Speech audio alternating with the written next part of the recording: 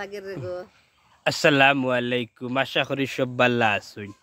আমি মেহেদি খান ফাইম, আপনার আব্বু লুলওয়াল মজলিম নাই। ও আইলাম আমার বেটি জাহানারা জানুরে লইয়া, আপনারা সকলর বাবি আর ও আমার সাবাল আফজল রে লইয়া আইছি একটু হানিমন খরাত গুরাত। তো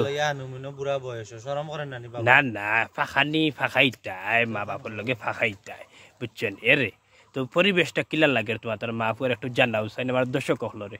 আমার নানি জিয়ে ভালো লাগে, তবে দর্শকের বেশি ভালো লাগতো না অবশ্য, কারণ তোমার লগে আমার ভালো লাগে না। ভালো লাগে আর এই বিয়ার আগে হালি মনে কই গেছলা? বিয়ার আগে তোর মারে লইয়া গেছলাম শমশিনগর, ট্রেন চলিয়া সিলেট। সান্নি সান্নি কাট গেছলা ফুলের তলে। আচ্ছা আমি কই আসলাম?